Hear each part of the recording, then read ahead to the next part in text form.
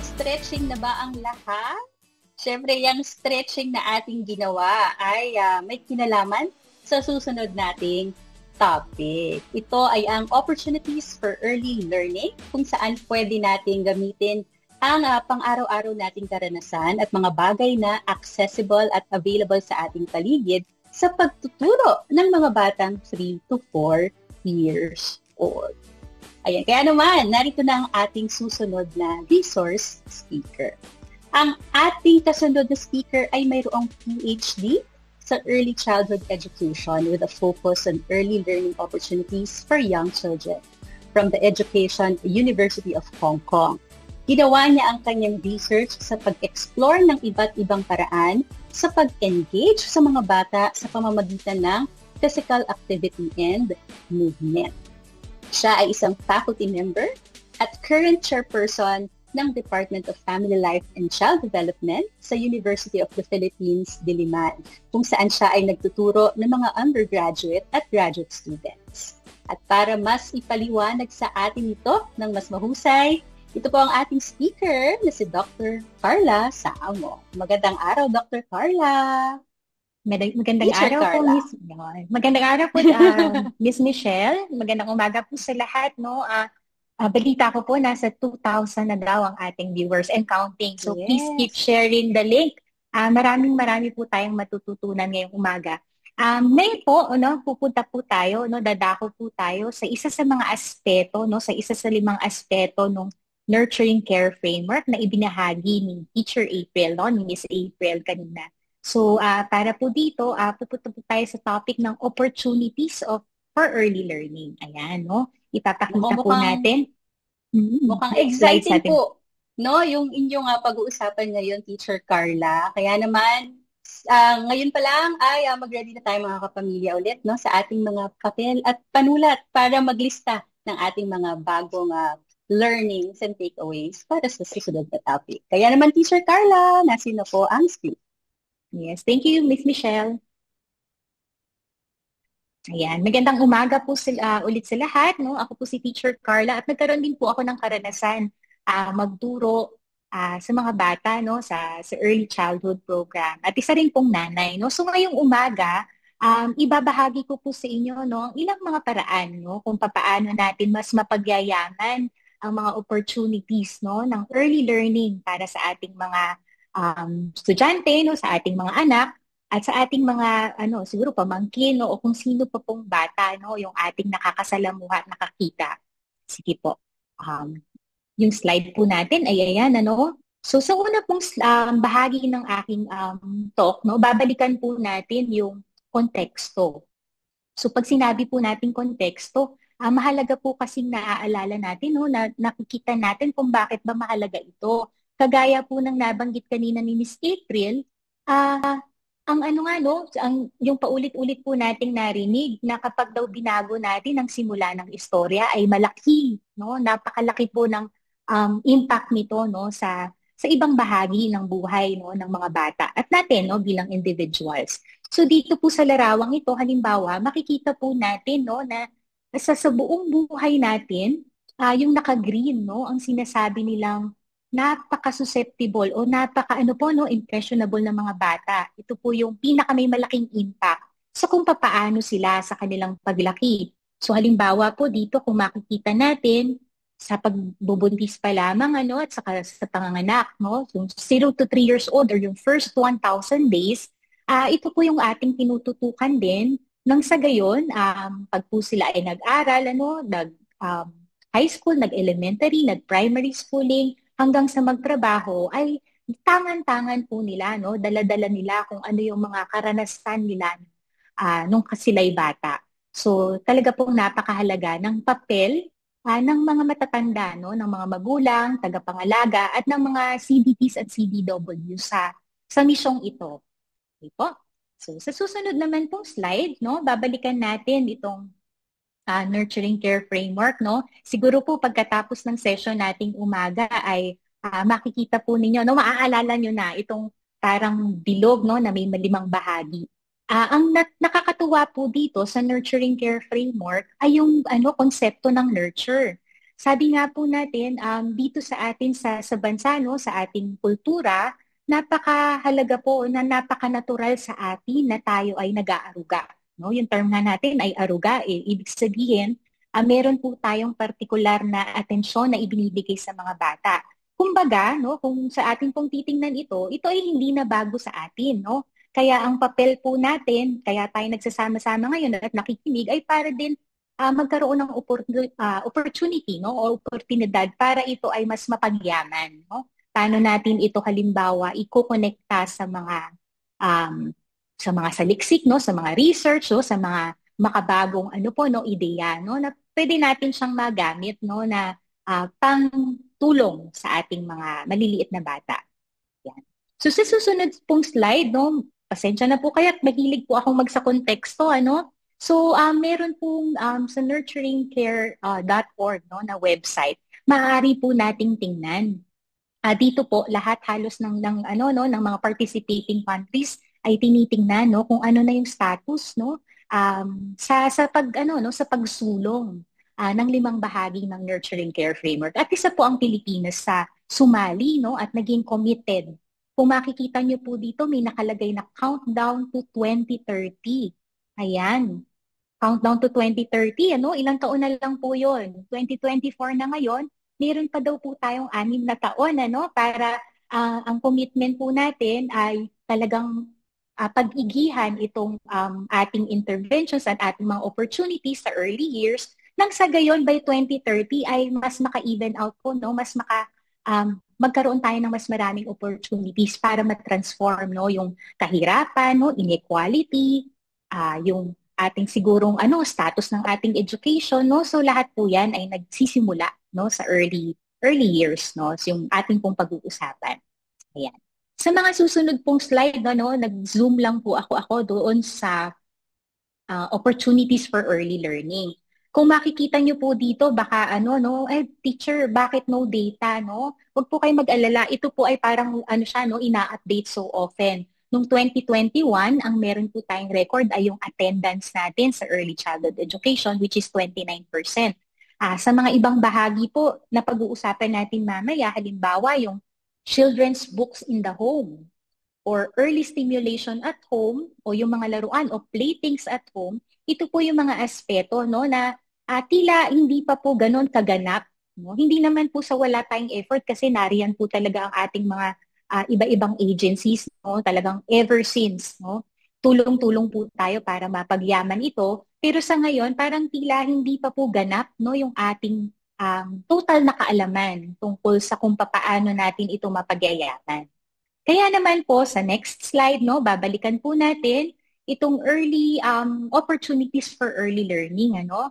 Kagaya po ng nabanggit ni Miss April kanina, kapag sinabi po nating opportunities of learning, ito po yung interaction. No? Papaano natin mapagyayaman ang interaction ng bata sa bagay, sa tao, sa kapaligiran. No? So marami pong aspeto. Kapag sinabi po nating opportunities for early learning, hindi lamang siya bilal natin sila ng maraming laruan, no? O hindi lamang siya sige, dali natin siya sa playground, no? Ito po ay isang holistic na pamamaraan din, no? Pati interaction, imagine, pati pakikipag-usap natin sa mga bata ay nakakatulong sa kanilang early learning. Okay? Sige po. So, dadako na po tayo, no, sa mas tutok, no, na pag-uusap tungkol dito sa opportunities na ito. Yan. So, sa susunod pong slide, siguro po magandang tingnan din no yung maiksing paglilinaw no dito sa opportunities for early learning. Kalimitan po kasi no sa isang simpleng pagsasali. Ano po ba ang ibig sabihin ng early learning no sa ating lengguwahe o sa inyo pong lengguwahe kung nasaan kayo ngayon? Pag sinabi po nating early learning, maagang pagkatuto. Tama po ba? No, pag sinabi nating early learning, ay maagang tatalino, no? So maaari po tayong, kaya po natin kailangan ding linawin, kasi maaaring meron po tayong mga tangay-tangay, no? Dala-dala ng mga values kapag pinag-usapan natin ng early learning. Halimbawa, kuminsan po kasi pag sinabi natin, ay maagang matututo, nagdudulot naman din po ito, no, ng unnecessary pressure sa mga bata kasi baka tayo bilang matatanda, ang goal natin ay mas maging matalino, mas maging kakaiba, mas maging unique, no? Tapos siguro po kapag gano'n ang kaisipan natin na early learning, pag maagang nag-school, okay, ano, tatalino. So parang tila nakatutok, no? May pagtutok din po tayo sa bahagi ng kognitibo, ng cognitive lamang.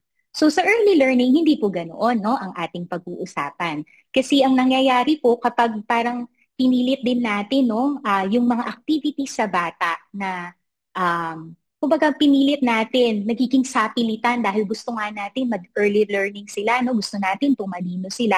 Kung minsan nakakalimutan natin na mula sa perspektibo ng mga bata, ito ay sapilitan. Kaya yung sabi nga kanina, either positive or negative. Nagiging negatibo yung kanilang karanasan. Kapag naging negatibo ang kanilang karanasan sa early learning, ayun din po dadalhin din nila, no? So sa madaling salita, hindi lamang ang mabubuting karanasan sa early learning ang tangay ng bata. Pati po yung kanilang mga negatibong karanasan, nadadala din po nila to, no, hanggang sa kanilang pagtanda. So siguro po mahalaga yung ano natin, no? Parang pagsusuri din ng ating kaisipan, no? Na talaga pong sa opportunities for early learning, pakinggan pa din natin, no? O ramdamin natin kung ano talaga yung kailangan at interest ng mga bata. Ayan. Sige po, so pupunta na po tayo dun sa yung isang konsepto, no, na nais kong ibahagi. Hindi lamang limitado sa kaalamang may kinalaman sa pre-academic o ang early learning. Kagaya po ng nabanggit ko kanina, siguro po sa mga saliksik, alam niyo po, consistent talaga, no, na kapag daw tinatanong ang mga guro, no, ang mga tagapangalaga, early child development teachers, no, early childhood teachers, madalas, ang tutok po ng early learning ay sa mas kognitibo. Such that, no, nakakalimutan natin na may ibang domains na napakahalaga din ng bahagi sa development ng bata. So dito po sa ano na to, no, sa slide na to, makikita natin yung 5, no. Nag-identify po tayo ng 5 domains. Kabilang na po yung motor skills o physical development. Dito po napipilang yung paggalaw, no, yung kaliksihan at kalusugan ng pangangatawan. So napakalago po niyan. Imagine po natin kung ang bata ay gutom o may sakit, paano natin siya, paano siya makakapaglaro ng masaya, no, at masigasig. Kung ang bata naman po ay malungkot, no, o may dinaramdam, may naiisip, no, paano natin siya na-expect na maging happy at playful. So lahat po yan ay dugtong-dugtong. Nariyan din po ang socio-emotional, no? Yung pakikipag-ugnay sa iba at pagbabahagi, pagpapahayag ng emosyon. Nariyan din po ang communication, yung pagsasalita nila, yung pakikipag-usap at pakikinig, no? So sa communication din, paano kung talagang ito na yung nararamdaman niya pero hindi niya kayang ibahagi, no? Hindi niya kayang sabihin. So, dugtong-dugtong na po yan, ano? Nagkakaroon tuloy ng hindi magandang karanasan, no, sa early learning opportunities, no? Nariyan din po yung self-help skills o kakayanang maramdaman at matugunan ang sariling pangangailangan. Ito po, no, sa mga bata, talagang napakahalagang po dito na dinidevelop din natin yung kanilang independence at yung kakayanan na kaya rin nilang tulungan ng kanilang sarili, no? Sa early learning pa lang, no, sa early years, nasisimulan na rin po natin iyan.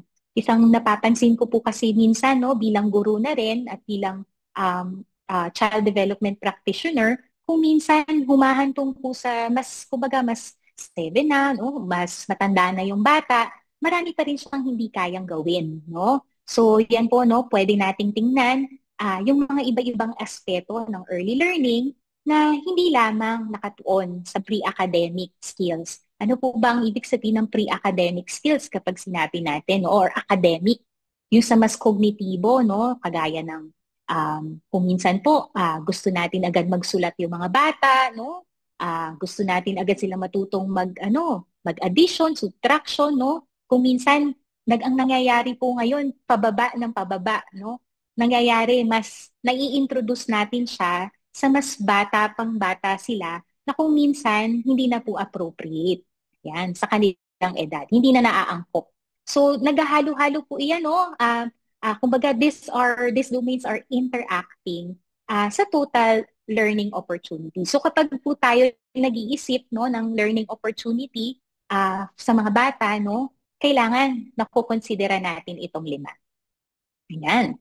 So, ang Knowledge Channel po ay may marami po silang informative na video clips, no, mga videos. Sa mga susunod pong bahagi, ipapakita po natin ang ilan sa mga snips, no, mula sa mga videos na ito na tumatalakay sa iba-ibang aspeto ng development ng bata.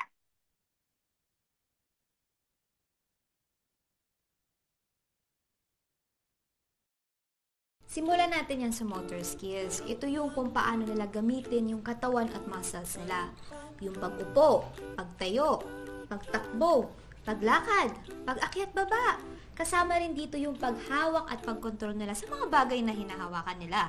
Pagsulat, pagdrawing, paggupit at pagpunit ng papel. Akala mo okay yung motor skills ni Louie. Sa ngayon nga, naglalakad na siya. Naku, mabuti naman kung ganun.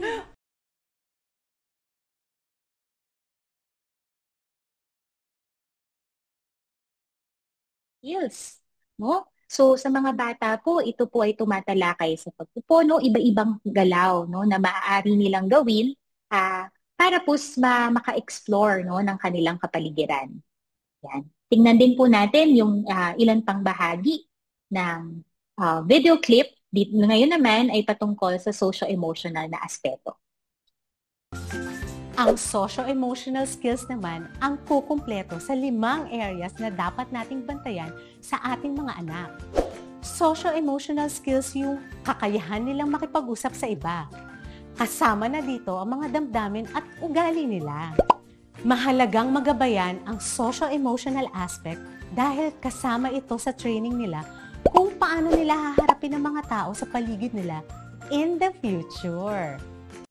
Isa pa sa kailangan nating tignan sa ating mga anak ay ang kakayahan nilang gumawa ng mga bagay para sa sarili.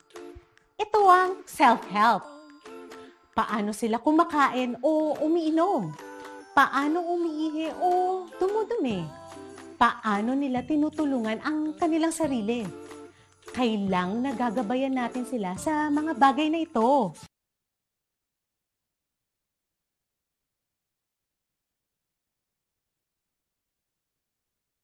Okay po, no? So nakita po natin, parang dalawa na po yung nakita natin, no, na may kinalaman sa socio-emotional development at sa self-help skills. So sa socio-emotional po, actually, isa pong mahalagang katangian, no, sa ating kultura ay malalapit po, no, tayong magkakapamilya, no, mga tagapangalaga at mga guro. So mahalagang elemento rin po ito para ma-increase natin ang oportunidad para makipag-interact, no. Kahit bata pa lang po, no, nakukuha na rin natin yung nagkakaroon na rin ng pagkakataon yung mga batang makipag-usap, makilala yung mga miyembro ng kanilang pamilya.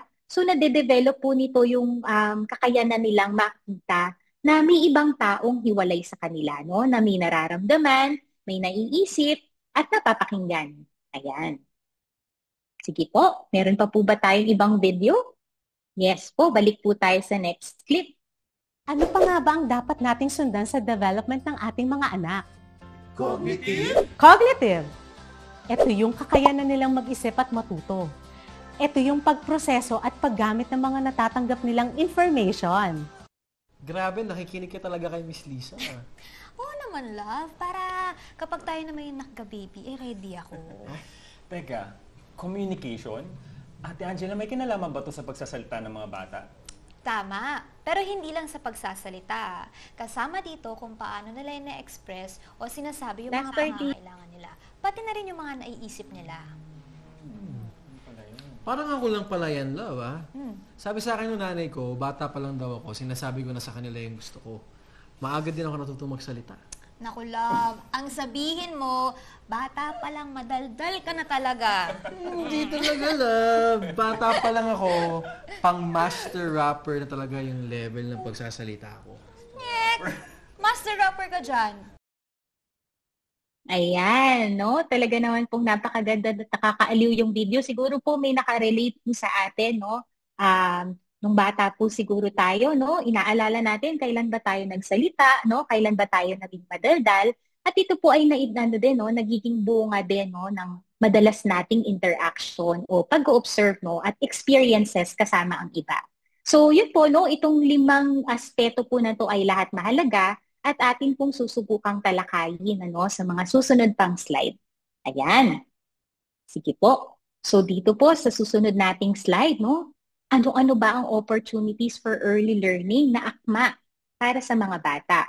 So dito po makikita natin na may mga activities bago po tayo ma-pressure sa early learning opportunities. Kailangan po nating linawin na hindi lahat ng early learning opportunities ay kinakailangan ng materyales, o mamahaling mga gamit. Meron po tayong mga activities, halimbawa, mga aklat o laruan, sila po yung parang mas nakabase sa materials. At meron din naman po mga activities na hindi ginagamitan ng mga materyales kagaya nito. Nandito po yung pakikipag-usap sa bata, pag-awit, pagkanta at paggalaw. So, dito po, lahat po ito, as much as possible po sa mga bata, dapat ay nakalahok ito sa kanilang regular o araw-araw na gawain. Sabi nga po, kanina nabanggit yung kahalagahan ng routine, o yung pagkakasunod-sunod, yung parang expected ng mga bata na mangyayari.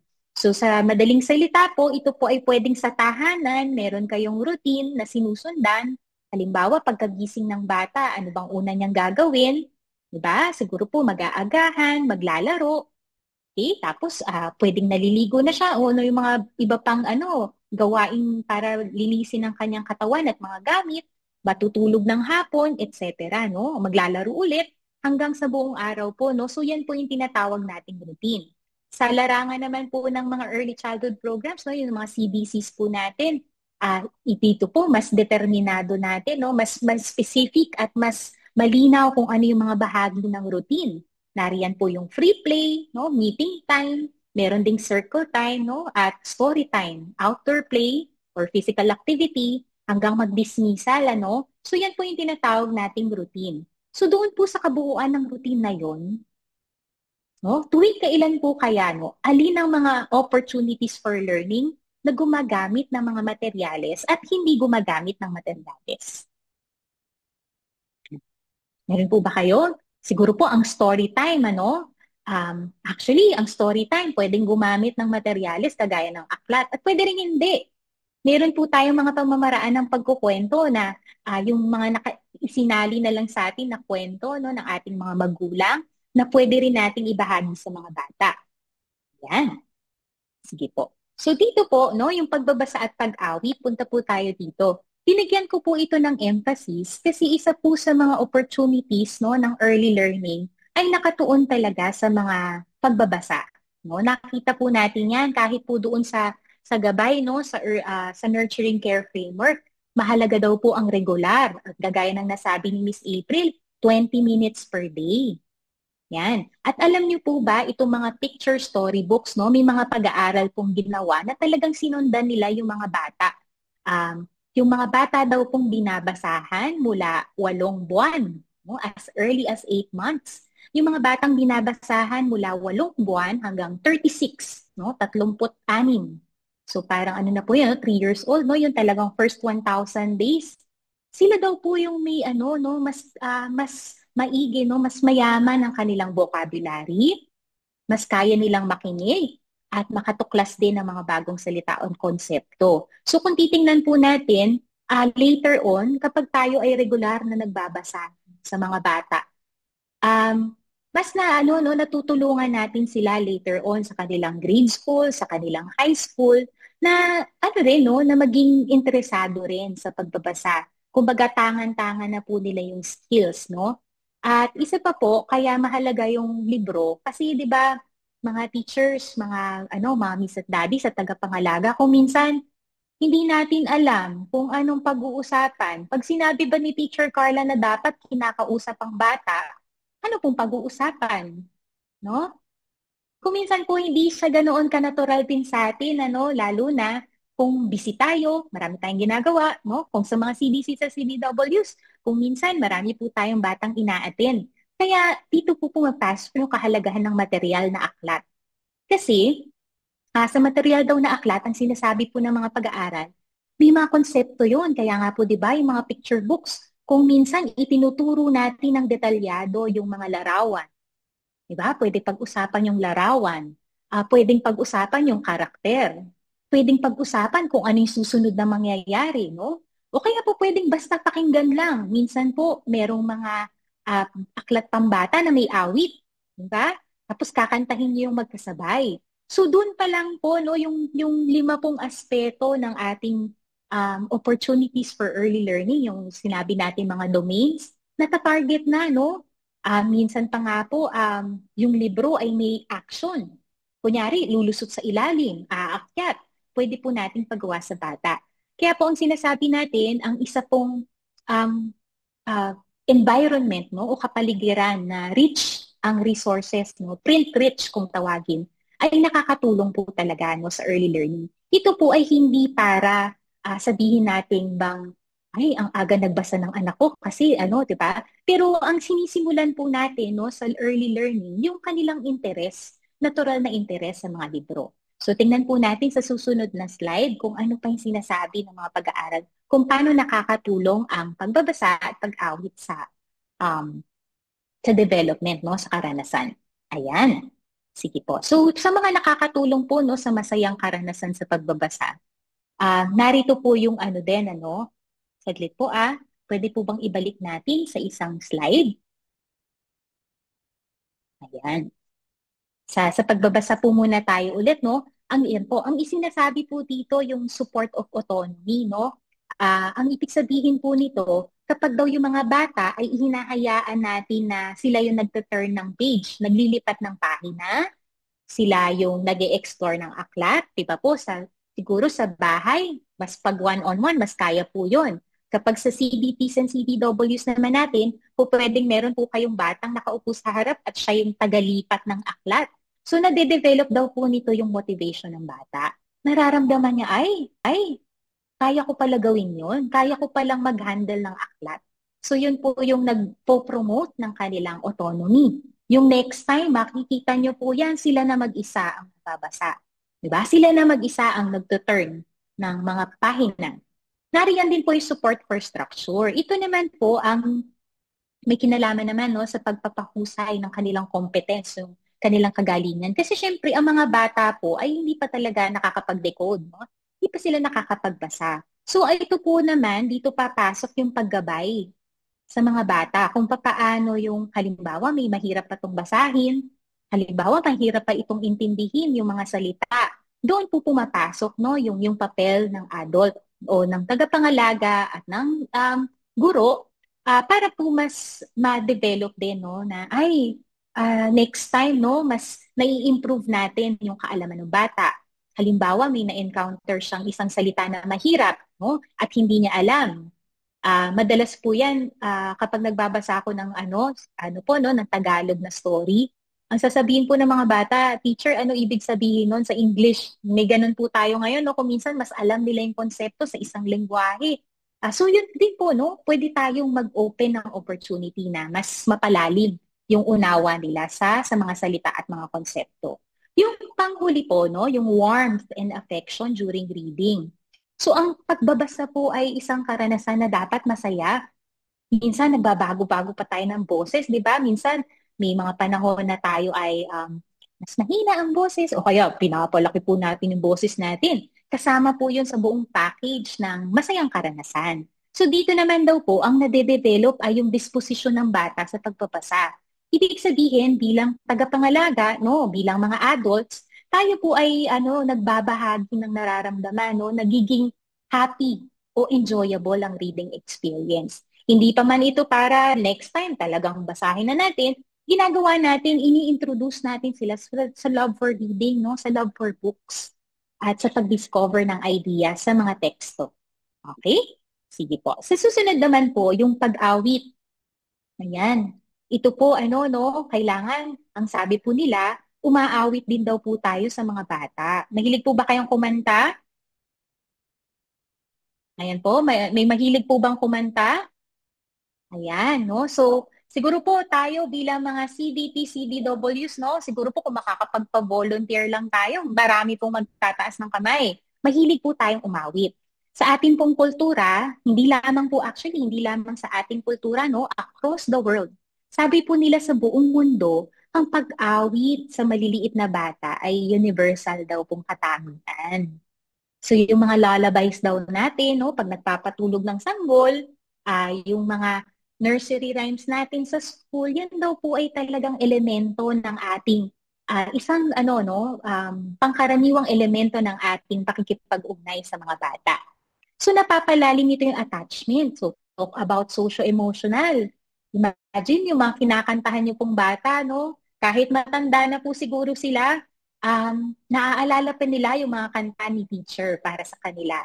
So yun po ay nakaka-develop ng socio-emotional, nakaka-develop din ng aspeto ng pakikinig, no? Pamilyaridad sa awitin at kultura. Yan, marami po tayong awitin, ano, kahit po yung mga nasa likas, no, sa ating mga probinsya, pinanggalingan, tas nakakabisado ng mga bata, no, nakikinig nila, no, napapakinggan nila, at sa kanilang pagtanda, ito rin yung kanilang mga gagamitin. So, hindi lamang po siya paraan ng yung pakikinig, no, yung attachment, nagkakaroon din sila ng sense of belongingness at community.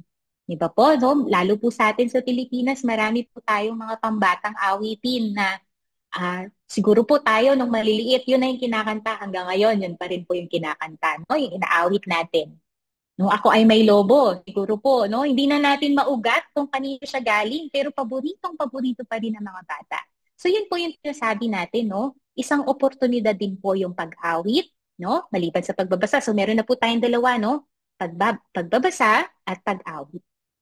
Okay? So konektado rin daw po ito sa pagbabasa kasi nga kapag nakikinig sila, no? Nagiging mahaba yung kanilang atensyon.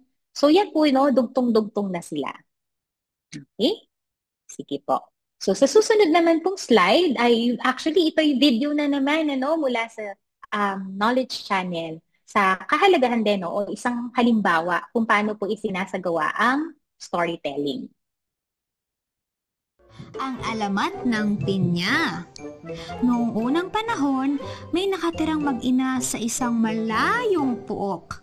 Ang ina ay si Aling Rosa at ang anak ay si Pina. Alam mo, love, isa sa hindi ko maintindihan is kung bakit binabasahan ng babies ng stories, hindi naman nila naiintindihan yung kwento. Kasi po, kapag binabasahan mo sila, nakikilala at nasasanay sila sa boses mo. Parang kapag kinakausap natin ng mga babies. Di ba?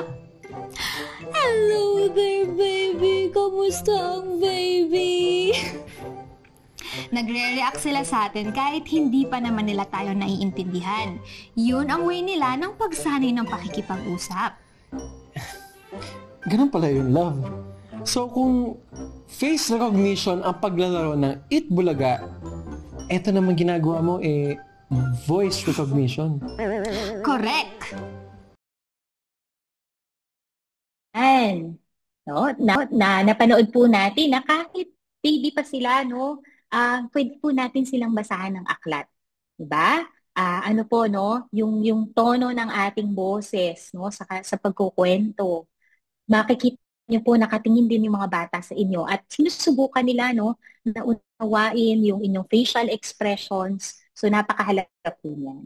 Ayan. Sa tingin ko po ay meron din tayong isang YouTube, video naman, no, musikahan. So sa sa CBT, sa CDWs natin, pati sa ating mga magulang, mainam din po yung teknolohiya ngayon, no, kasi marami na po tayong nakikitang mga resources na pwede nating magamit. Kagaya po nitong musikantahan on YouTube, no, na yung ABC song, no. So nagkakaroon po ng familiarity, no, yung ating mga anak at ating mga estudyante sa iba't ibang aspeto in a fun way, no, sa hindi masyadong threatening na ipapaturo lang natin sa kanila.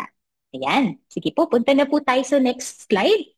So maliban po sa pag-awit, pagbabasa, nariyan din po yung paglalaro at pagbubutingting ng iba't ibang kagamitan o materyales. So sinasabi po sa mga pag-aaral, no, ang play Ang sabi nga natin, mahalaga yan para sila ay makapag-explore, matuto. Maliban po doon, hindi lang siya sa exploration mahalaga. Mahalaga din po ito sa socio-emotional aspect.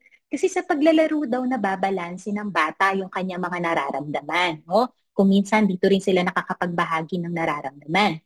Sa sliding pong ito, makikita nyo na mayroong mga listahan. Yan, halimbawa po, siguro po nakita nyo rito yung paghahagis ng mga bagay o pagbabalot ng mga bagay. Pagpapaikot. Kaya ko po nilista yan, no? Ayan po yung mga tinatawag nating play schema. So, kung minsan makikita po natin yung mga bata na ginagawa nila ito, halimbawa po bilang nanay o tagapangalaga, no? Inilagay mo na sa isang basket ang mga lalagyan, tapos binuhos ng bata. Ikaw naman, parang ang reaction mo ay, kakalinis ko lang yan, diba? Ganon. So, ayon po sa pag-aaral, yung paggaganon po, yung pag-empty nila, yung pagbabalik nila, lahat po daw yan ay play schema kung saan pamamaraan po pala yun ng bata para i-explore ang kanilang kapaligiran. So, hindi po ito necessarily masama, kasi nag-i-explore sila. Pero syempre, pwede nating lahukan ng self-help o yung pagliligpit pagkatapos. Pero lahat po ng inilista natin na to, no? Pati yung di pa po may nakikita kayo mga bata na bumabaliktad, tinitingnan yung yung view kapag naka-tumbling sila, etc. No? So yun po ay iba-ibang pamamaraan ng mga bata para ma-explore ang kanilang kapaligiran. Ayan, pati pagdudugtong, tsaka paghihiwalay.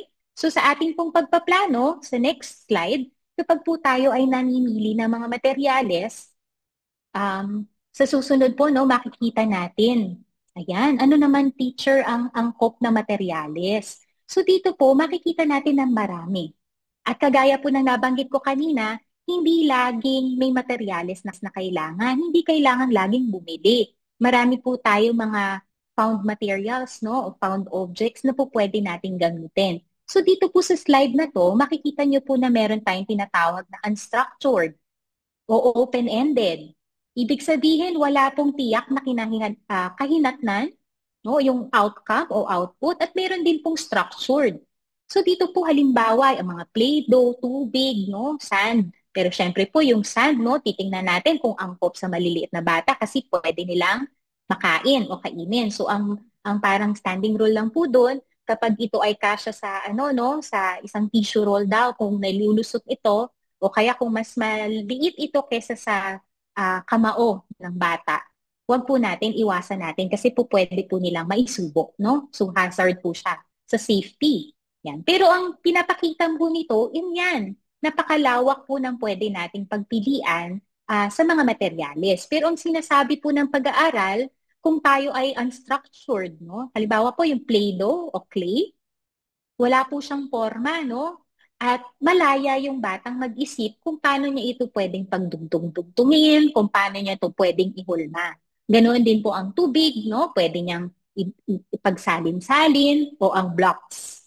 Okay? Pati tela, no? Marami pong mga pwedeng gawin sa tela. Sa dulong kabila naman po makikita nyo, puzzle, no? Mga laruan, mga board games o kaya po yung mga sinushoot, no? Na mga shapes o mga hugis sa kahon, no, o sa isang lalagyan. Yan naman po yung mas structured kasi iisa lamang, no. Typically, limitado lamang ang paraan na pwede nalang gamitin.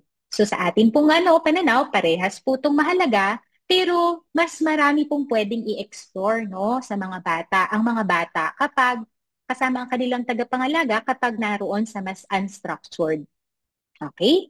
Sige po. So sa susunod naman pong slide, ayan, no, paggalaw at pag-explore sa ligtas na espasyo.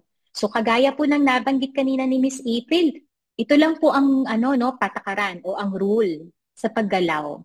Mas maraming active time, mas mainam. Nakakatulong ito upang mas maging familiar sila sa kanilang sariling kapaligiran.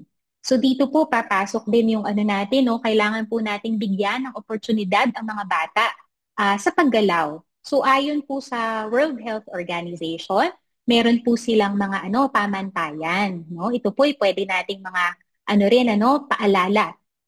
So halimbawa po sa isa sa mga batang less than 1 year old, ayan, sa susunod na slide, meron po tayong minimum na 3 minuto ng paggalaw. Paano naman yung teacher? Pag less than 1 year old, ano yung uri ng paggalaw nila? So, dito po pumapasok, halimbawa, yung pagdapa o paggapang. Yan. Sige po, tingnan po natin sa next slide. Nariyan din po yung pag 1 to 2 year old. Minimum naman po ay 180 na minuto ng paggalaw, yung paglalakad, pagsasayaw. Ayan. Kapag 3 taong gulang hanggang 4 na taong gulang, nariyan din po yung 60 minutes dapat everyday may 60 minutes silang active. No? So pagtakbo, paggamit ng playground, no, ng equipment, pagsasayaw, pag-e-exercise. So mahalaga po yung mga nakikita rin natin. Kung hindi po tayo sanay mag-exercise, marami pong ngayon, no, resources na rin o mga video na pwede natin gayahin. Kanina, di ba, nakita natin yung kung ikaw ay masaya. Ayan, so ano po yun, no? Mahalagang rin yun, galaw. At kapag, ito po, no, yung guidelines po kasi ng WHO ay para sa 0 to 4. Pero meron din po sila pang 5 taong gulang hanggang pataas. So, ang basic lang po, no, na dapat nating maalala, dapat 60, no? Sa 3 to 4 years old pataas, may 60 minutes po sila, no, na kada araw na gumagalaw, lumalakad, yung kanilang paghinga o tibok ng puso ay nadadagdagan o bumibilis. Yan. So doon po natin nalalaman na akma yung physical activity.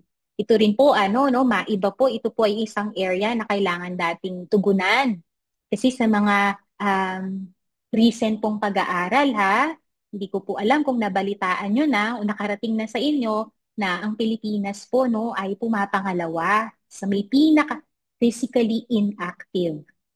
Ibig sabihin, tayo daw po yung isa sa mga pinaka-inactive o hindi masyadong magalaw na mga youth and children. Tapos, may isa pa pong pag-aaral na sinasabi, failing daw ang ating physical activity. Kaya nga po, mga tagapangalaga at mga teachers, CBTs and CBWs, nasa atin po rin yung pagkakataon para ma-expose yung mga bata sa paggalaw, maaga pa lang. Diba? Sabi nga natin, change the story sa simula, it will change later. Okay? So yan po yung palarawan, pagsayaw, exercise, pag-akyat sa mga mga playground equipment, paglalambitin, pag-aerobics, sa mga bata po, paggapang yung less than 1 year old, kung hindi pa po sila naglalakad. Tsaka yung pagdapa, yung tummy time na tinatawag. Okay? Sige po. So, naroon po sa physical activity. Ito naman po ay kaya kung minsan, ang isa pong karaniwan nating naririnig, teacher, wala kaming espasyo. Paano po namin yan gagawin sa bahay? O teacher, wala pong malapit sa aming playground. Paano po namin siya mapapagkalaw? So, ito naman po ay yun nga yung sinasabi ko kanina. Kung minsan, kung maliit po ang espasyo, may mga pwede pa rin tayong gawin na exercise o physical activity. At marami pong resources para dito. Yan. Pero syempre, ang ating pong long-term na panawagan ay mas marami pang accessible na play spaces. Yan, para sa ating mga bata, sa ating komunidad. Okay? Sige po. So next slide po. Ito na po yung So may pagbabasa, pagsusulat, pagbubutingting at paglalaro, paggalaw, at finally, pakikipag-usap at interaction sa mga miyembro ng pamilya. Yan. So ito po, nakita natin sa video kanina, yung kahit nagpipikabo lang kayo o kahit dinidescribe o pinapaliwanag mo lang kung anong ginagawa ng mo sa bata, o kakain na tayo, marami kang kakainin, yung mga ganun po, Meron pa tayong pasingsong, na pag-uusap, pakikipag-usap sa kanila. Nilagay ko rin dito po sa slide na talking to children versus talking with children. Isa po kasing napapansin ay kung minsan daw po yung pakikipag-usap o interaction natin sa mga bata ay madalas kung ano lang yung kailangan nilang gawin. Ano po ito? Halimbawa, Carla, itabi mo na to, i-pack away mo na to. Madalas daw po ay kinakausap natin sila dahil meron tayong instruction. Ang tinutukoy po natin na malalim na interaction, yung talagang nagkukwentuhan tayo. Tatanungin niya, ano naramdaman mo? Sino bang kaibigan mo sa school? Ano yung mga paborito niyong gawin. O kaya po sa baby, minsan hindi pa yan maka-respond, ano? So, ano rin po, ano, po pwedeng ikaw lang yung nagsasalita at cooing lang, no? Nagko-cooing and babbling lang ang pag-reply niya sa'yo. So, okay lang po yan. Okay? So, sa final slide na po tayo, atin pong tandaan, no? Ang mga early learning opportunities ay maraming benepisyo. Tapos dapat po angkop din ito sa interest nila, sa kakayanan at sa edad. At sa katangian din po, no, tsaka yung kultura nating ginagalawan. Kailangan po kung ano yung mga awitin, no, na likas sa inyo, pwede niyo pong gamitin. At yung mga aklat, no, maaari po tayong maghanap ng mga aklat na mula din sa inyong pinanggalingan. At syempre, malaki po ang papel nating lahat, kaya dapat isulong po natin ang kahalagahan nito sa tahanan man o sa eskwela. Maraming salamat po sa lahat. Sana po may napulot tayong ideas, no, sa opportunities for early learning.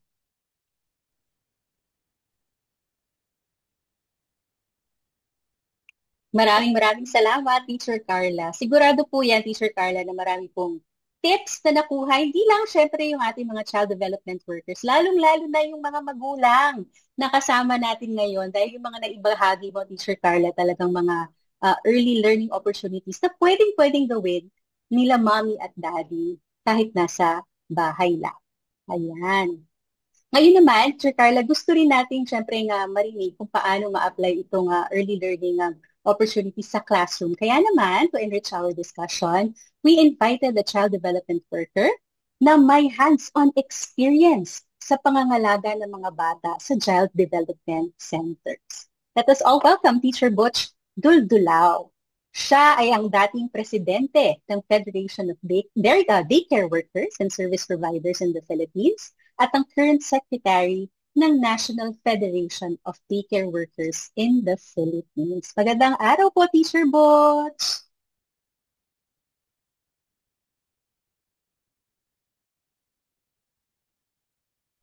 Magandang umaga po sa ating lahat, lalong-lalo na po kay Teacher Carla. Maraming salamat po sa maraming kaalaman na inyong naibahagi ngayong araw na ito na tiyak po na magiging gabay at magagamit namin sa araw-araw na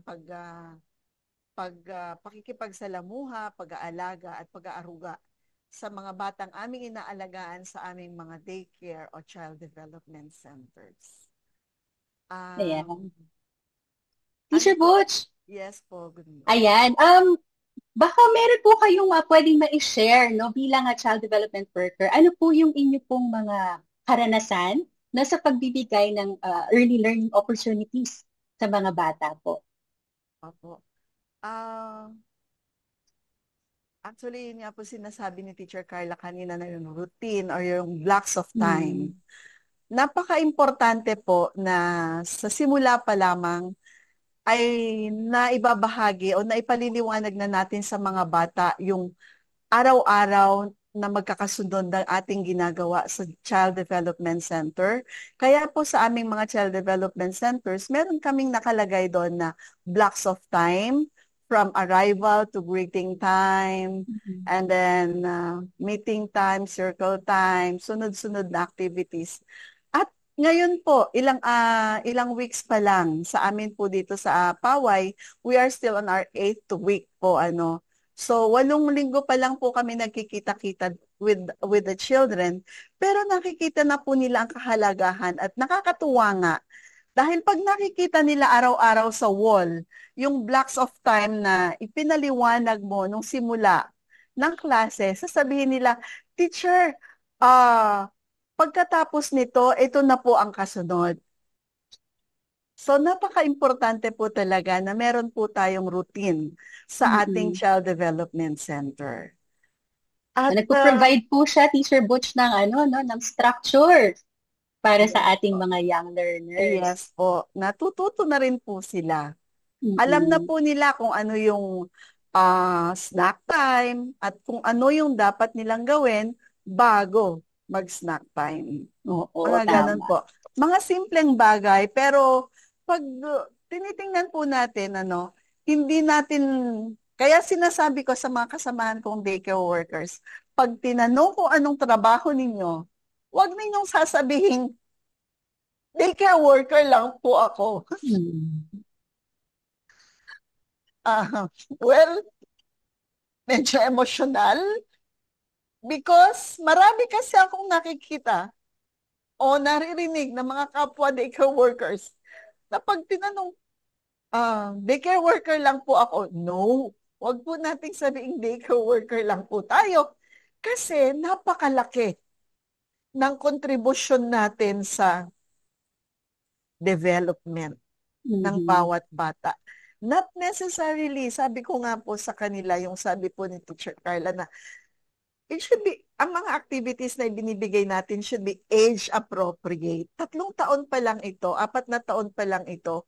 Kaya ipinaliliwanag dapat natin sa mga magulang na huwag silang mag-expect na pagdating sa bahay ay may mga iuuwi yung mga bata na papel at may mga sinulat ng kung ano man.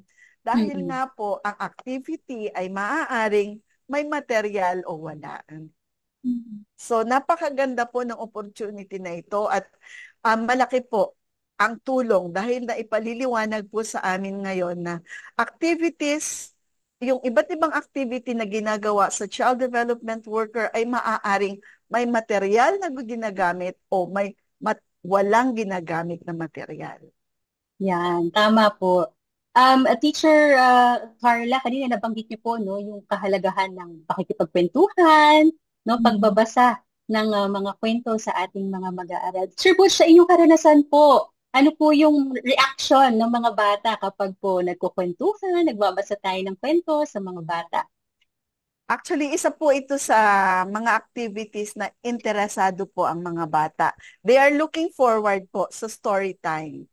Kasi nga, pwede naman pong hindi laging libro ang hawak natin sa storytelling. No? Pwedeng gumagawa nga po tayo dahil well, I am happy and proud na sabihin na creative ang mga child development workers. Yes. Kaya nakakagawa po tayo ng sarili nating storya. Depende po sa tema para sa araw na ito.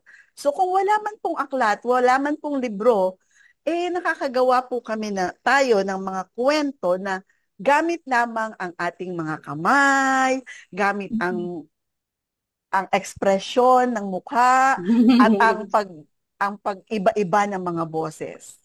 Like pag nga po may kanta nga po na ikot-ikot, 'di ba? Na tuwan-tuwa sila pag sinabing yung duwende na tapos paghiganti na ikot. Tuwa-tuwa po sila sa mga ganon. So, sa storytelling, pwede din pong teacher-made na books ang ginagamit po namin. Nung panahon ko po, because ilang taon na po ako ngayon, 63 years old. So I've been in the service for 36 years now. Nung panahon po na wala pang computer, wala pang internet, talagang pinaghihirapan po naming mag-drawing para lang po may maipakita sa mga bata. At nung una po, meron kaming ginagawa na parang yung ginagawa po naming telebisyon, iniikot namin pag yung kasunod iniikot, ganyan. Tuwa-tuwa po yung mga bata. Pero ngayon, maswerte po at may internet na, so magda-download lang, magpiprint lang, pwede na pong gumawa.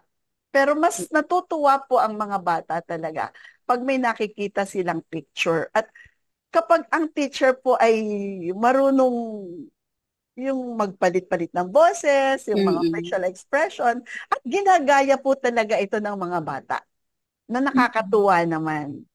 Yes, hindi talaga matatawaran yung creativity na mayroon sa mga early childhood development workers. Ayan. At nabanggit niyo po, Teacher Butch, yung paggamit ng internet para makakuha ng mga ibang resources. Siyempre, meron po tayo niyan sa Knowledge Channel. Katulad po na ipinakita natin kanina, yung musikantahan, kung saan pwede po tayong makinig at ipalabas din po natin ito sa ating mga mag-aaral. At sumabay sa mga galaw, sa mga awitin tulad ng kanina pinakita ng mga exercise tayo, 10 mga daliri.